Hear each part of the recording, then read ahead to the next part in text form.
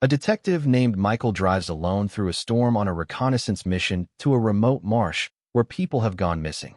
It started with the kind of rain that doesn't fall, it stalks. Each drop hit the windshield like a whispered threat, running down the glass in crooked lines that caught the reflection of the streetlights like veins of mercury. I'd been following the same stretch of road for nearly an hour, heading west, though heading implied direction, and direction was something I'd lost miles ago. The map on the passenger seat was useless now, smudged with coffee and fingerprints, and my radio had gone dead an eternity back. They'd sent me out for reconnaissance. That's what the Bureau called it, a quiet look around. But even before I left, I knew there was no such thing as quiet where I was going.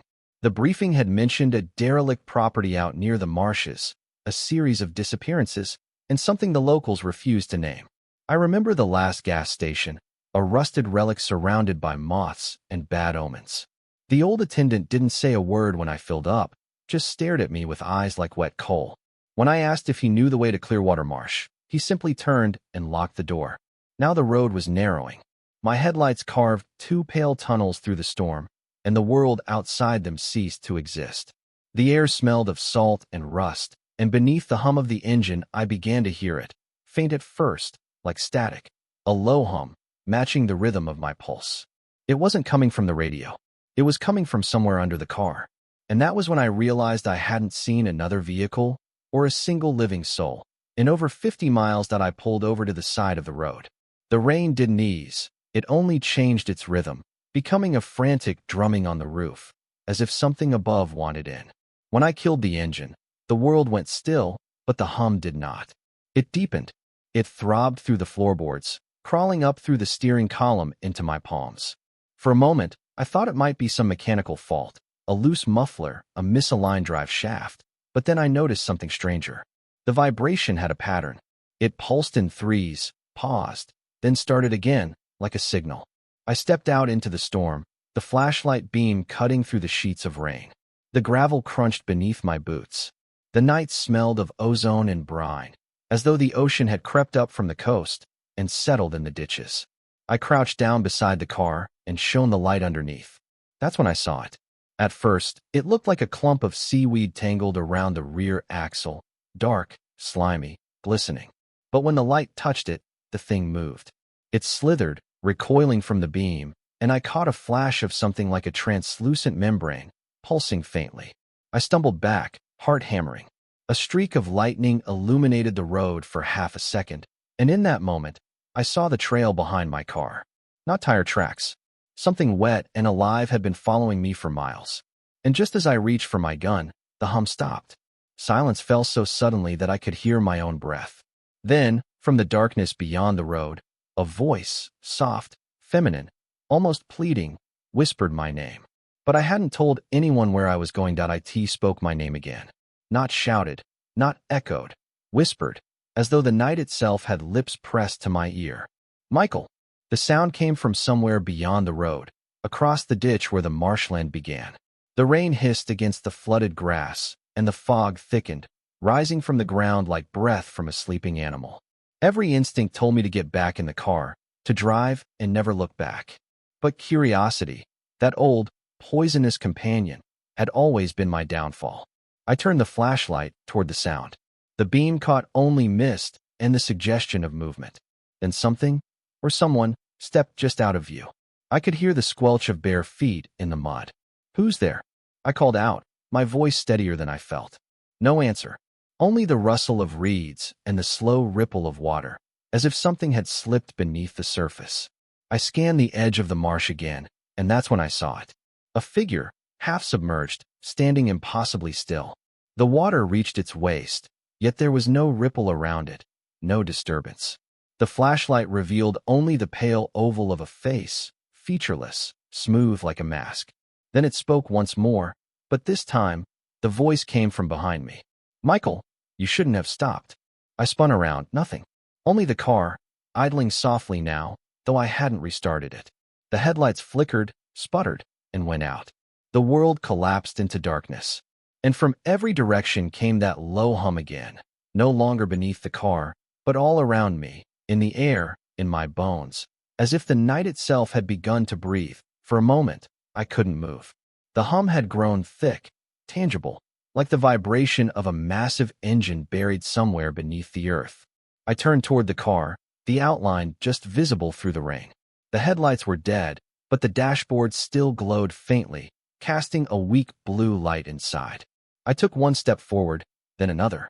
The mud clung to my boots, pulling with every stride. When I reached the door, the handle was slick with water, or maybe something else. I hesitated, hand trembling, before yanking it open. The smell hit me first, not gasoline, not oil, but salt. The scent of the ocean, sharp and cold, filled the cabin. And then I saw it. There was someone sitting in the passenger seat.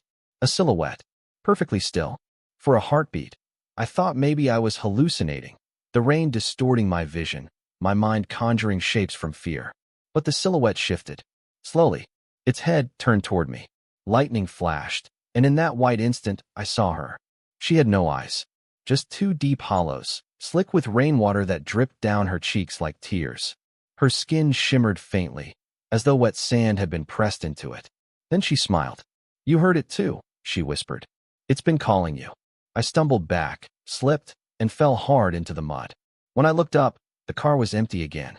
Only the hum remained, louder now, urgent, vibrating the ground. The engine roared to life on its own, headlights blazing, and I watched in frozen disbelief as the car began to roll forward, slowly at first, then faster, down the narrow, flooded road, until the darkness swallowed it whole. And I was left alone, drenched and shaking, on a road that suddenly felt very, very wrong. The storm had grown heavier, pounding the world into a blur of motion and noise. I stood in the mud, staring into the darkness where my car had disappeared. The red glow of its taillights should have lingered somewhere ahead, but there was nothing. No lights, no engine sound, just the whispering rain and the rhythmic hum that seemed to come from everywhere at once. I called out, hoping for the absurd, that someone might answer. But my voice was swallowed by the fog. When I turned to retrace my steps, my stomach dropped. The road was gone. Where asphalt had been just minutes before, there was now a black expanse of water stretching into the distance, reflecting flashes of lightning like a sheet of shattered glass. The painted lines, the ditches, even the mile markers, all erased. I took a tentative step forward. The ground held for a moment, then sank beneath my boot. The mud was warm, pulsing faintly, like the flesh of something still alive. And underneath, I heard it, a scraping sound, slow and deliberate, as though something huge was moving beneath the surface. The hum changed pitch, became a melody, faint, sorrowful. It drew me forward despite the dread clawing at my chest. I could almost make out words hidden inside it, a language I didn't understand but somehow remembered. Then, through the rain, I saw the faint gleam of metal ahead. My car, half submerged at the edge of the marsh. The driver's door hung open. I moved closer, flashlight trembling in my hand. The water around it rippled in circles, though there was no wind. And in the driver's seat, something was waiting. Not a person, not anymore. It was wearing my coat. My badge glinted faintly on its chest. And when it turned its face toward me, I saw my own eyes staring back. For a heartbeat, I forgot to breathe. The thing in the car was me, or something that had studied me long enough to pretend. Same jawline, same streak of gray in the hair, even the same small scar above the lip from a knife fight years ago. But the eyes weren't right. They glowed faintly, not with light, but with reflection, as if there were another landscape hidden behind them, a place where the sky was always black water. It smiled, a mechanical echo of my own expression, and raised a hand in greeting. I raised my gun instead. "Step out of the car," I said. My voice was shaking.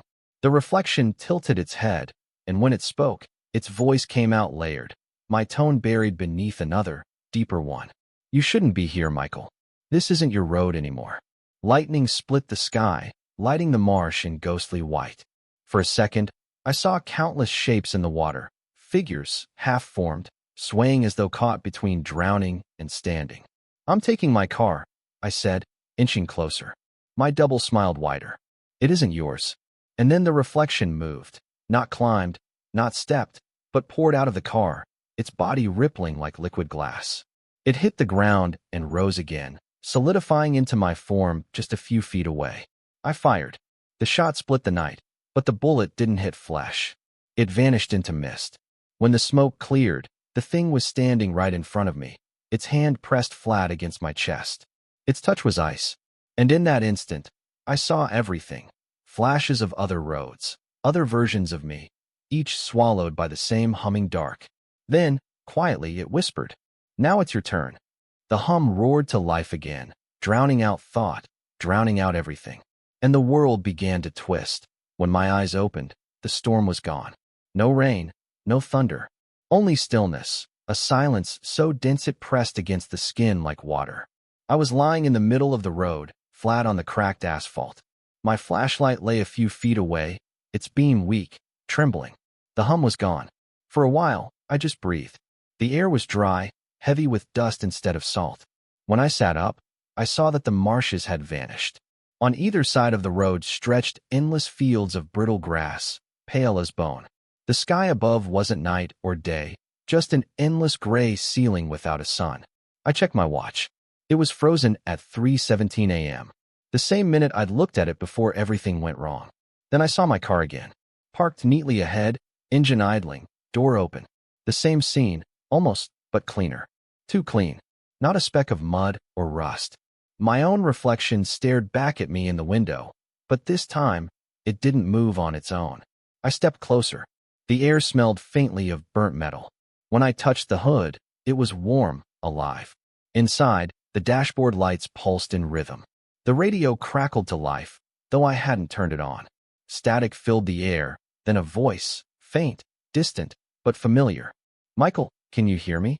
You weren't supposed to cross over." I froze. It was my voice. Recorded. Distorted. I leaned closer, gripping the steering wheel. The voice continued, quieter now. "You'll see them soon. Don't believe their faces. They only wear what you leave behind." Then the radio cut off. And in the reflection of the rearview mirror, I saw a movement. Figures appearing on the road behind me. Dozens of them, walking in silence, their outlines flickering like candle flames. All of them were me. They came from the horizon in a slow, synchronized march. Dozens of me, moving as though pulled by the same invisible string. Each one wore my face, my coat, my badge. But their eyes, some were empty hollows, others filled with flickering light, like candle wicks trapped in glass. I backed away toward the car, every instinct screaming to run, though where to, I couldn't say. The world around me had no wind, no sound. Even my breathing felt muffled, like I was trapped inside a dream. The first of them stopped a few yards away. It smiled. Then another did. Then all of them. A ripple of smiles, spreading down the line. I gripped the door handle and shouted, "What do you want?" The closest one spoke, its voice a dozen layers deep. "Mine and not mine. To finish what you started." "I didn't start anything." "Oh, but you did," it said. "When you listened." A tremor ran through the road. The cracks in the asphalt began to glow faintly, lines of dull blue light crawling outward beneath our feet. The others moved closer. I could feel their warmth now, not human warmth, but the heat of electricity. I dove into the driver's seat and slammed the door shut. The figures pressed their palms against the windows, leaving faint handprints of light that didn't fade. The hum began again, vibrating through the frame of the car. I floored the accelerator. The tires screeched, smoke rising, and the car shot forward down the endless gray highway. In the mirror, the others didn't chase. They simply stood, watching, until the mist swallowed them. But after a few miles, I realized something was wrong.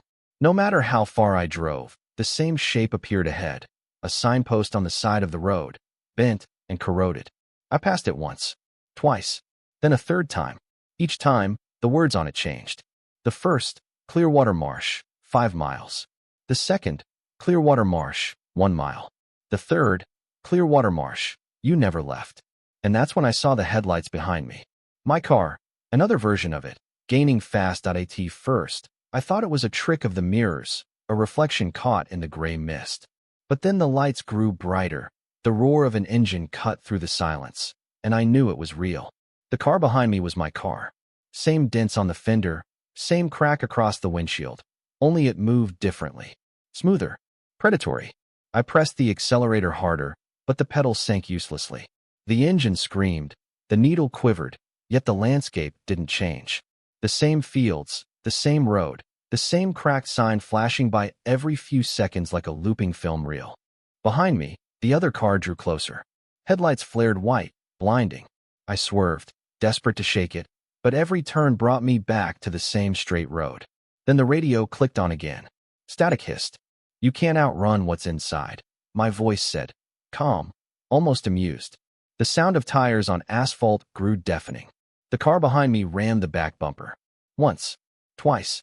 The impact jolted through my spine. I glanced in the mirror, and my blood froze. The driver was me. Or rather, the version I'd seen earlier in the marsh. Hollow eyes. A smile too wide to belong on a human face. Its hands gripped the wheel, veins of light crawling beneath the skin like lightning trapped in glass. "Stop," I yelled, as though reasoning with it made sense. "What do you want from me?" The voice from the radio answered. "To arrive." The next collision was harder. Glass shattered, metal screamed. My own headlights flickered, and for an instant, I saw something else on the horizon. A bridge, crumbling, half devoured by mist. The road was ending. I slammed both feet on the brakes. My car spun, tires screeching. The world turned into a blur of gray and silver, then impact. When the spinning stopped, the air was still again. The second car was gone. The road behind me was empty. But when I looked out through the cracked windshield, I realized I wasn't on the same highway anymore. This one was narrower, older, and the sign beside it didn't say Clearwater Marsh. It said, Exit 0. For those who remember, the sign leaned crookedly, as though it had been waiting a very long time for someone to notice it. The arrow pointed down a narrow road that seemed carved out of shadow itself, two pale lines of cracked paint vanishing into an unlit distance. My headlights flickered once, then held. I eased the car forward. The moment I crossed beneath the sign, the air changed. No more dust, no wind, only that strange hum again, low and steady, pulsing with each heartbeat. The world around me dimmed until even the horizon folded in on itself. The asphalt gave way to cobblestone, slick with moisture. The smell of salt returned.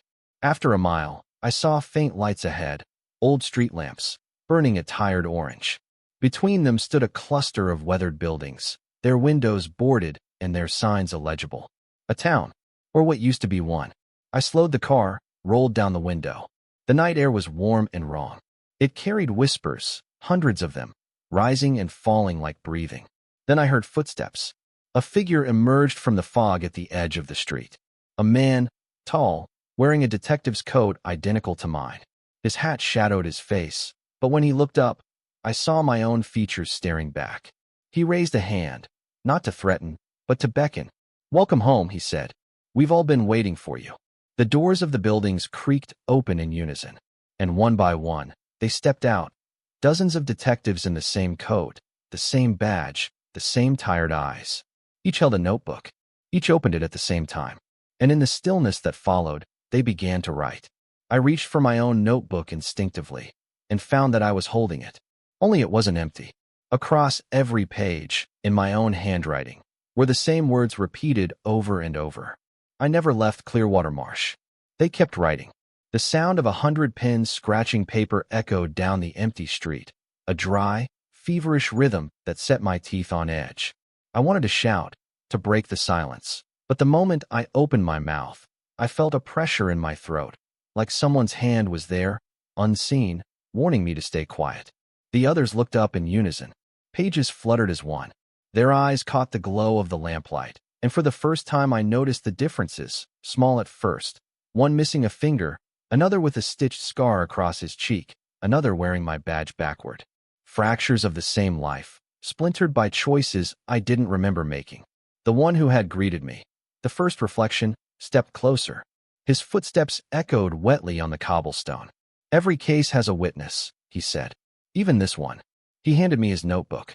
I didn't want to take it, but my hands moved before my mind agreed. The cover was warped, soft with damp, and the moment I opened it, the pages bled light. Inside were names. Hundreds of them.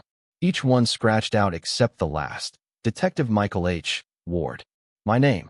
And beneath it, a space left blank, waiting. I looked up. "What is this place?" The reflection smiled. Weary, sympathetic, almost kind. "This is the record," he said. "Where the ones who came looking are kept." You followed the sound, didn't you? The hum. I nodded slowly. It was never a sound, he whispered. It's a memory. The marsh remembers everyone who searches for its truth. It keeps them so the story can go on. He closed the notebook and placed it gently in my hands. Now you have to decide. Do you want to keep searching, or do you want to forget? Behind him, the others stopped writing. One by one, their heads turned toward me, a silent jury, waiting for the verdict. And in that silence, I realized something awful. I couldn't remember what I'd been searching for in the first place.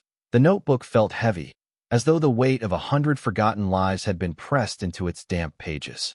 I tried to open it again, but the paper stuck to my fingers like skin. The reflection stood close now, his breath slow and measured. You can put it down, he murmured. If you choose to forget, the road will let you leave. You'll wake up somewhere familiar. You'll call it a nightmare. And if I keep searching? I asked. His eyes flickered, pale blue light dancing like candle flame in water. Then you'll learn what's beneath the marsh. But you'll never go back. Behind him, the others began to whisper. The sound rose and fell like wind through reeds, words half-formed, dissolving before I could understand them. The lamplight pulsed, dimmed, flared again. The whole town seemed to breathe. I looked down the street. In the distance, beyond the fog, I could just make out the faint shimmer of the marsh, water glinting under an unseen moon. It was calling again, humming softly, the same rhythm that had followed me from the beginning. Forget, or follow. My hand moved before I could stop it. I tore the last page from the notebook, the one with my name, and slipped it into my coat pocket. Then I dropped the rest to the ground. The reflection's expression didn't change, but his eyes did. They deepened, darkened. So you've chosen, he said. The others began to close their notebooks, one after another, the sound echoing like doors slamming shut. Then they vanished, not into mist, not into light, simply ceased, as if they had never been. The town folded inward, buildings sagging, street lamps bending. The cobblestone melted into black water that lapped at my boots. The reflection spoke one last time, his voice fading. Every detective who follows the marsh finds the same thing. The case was always about himself. And then he was gone. I was alone again, standing at the edge of the water, the hum beneath me deep and slow. The marsh waited, and it whispered my name. The water was cold in a way that didn't belong to this world. Not the kind that numbs, but the kind that remembers. Each step sent ripples through the surface, not outward, but inward, as if the marsh were drawing me closer to its heart. The hum grew louder. It wasn't a sound anymore. It was inside my chest, matching my heartbeat, sinking with it until I couldn't tell which pulse was mine. The mist thickened, turning the world into a pale void. When I looked down, the water was no longer black. It had turned translucent, revealing shapes moving far beneath. Not fish, not roots, bodies. They were suspended like marionettes, swaying gently. Each face I recognized, not from memory, but from mirrors. Every version of me I had seen along the road floated there, eyes closed, as if waiting to be called awake. Then one opened its eyes. I stumbled backward, but the mud clutched at my boots, holding me fast. The figure beneath me rose slowly, rising through the water without disturbing it, until its face broke the surface. It was me, but older. The eyes were hollow, the mouth fixed in a quiet smile that didn't reach the cheeks. He spoke without sound. I only heard the words in my head. You keep coming back. You always do. I shook my head. What are you? His answer rippled through the water like thunder. The memory that solves you. Then the marsh opened. The water split soundlessly, revealing a vast hollow beneath, a cavern of glowing roots and submerged walls, filled with whispering light. The hum became a voice, vast and patient. It said, "Detective, report your findings." I realized then what this was. Not a trap, a ritual. Every investigator who came here wasn't hunting a mystery. They were being written into it. And as the light began to draw me down, I understood. The case wasn't about the missing people. It was about how a place remembers the ones who try to understand it. I fell without falling. The water swallowed me, but there was no pressure, no drowning. Only the slow drift downward through a light that pulsed like the inside of a heartbeat.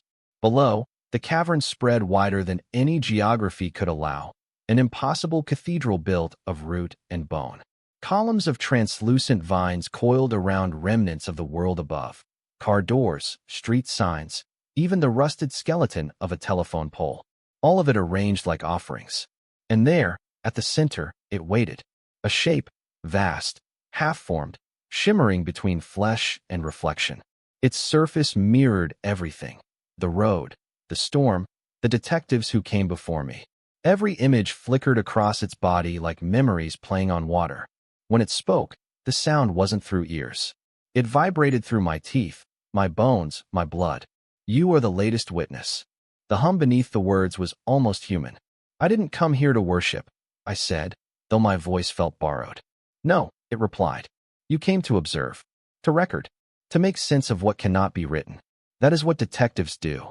The light intensified until I had to shield my eyes. When I looked again, the shape had shifted. It now wore a face, my face.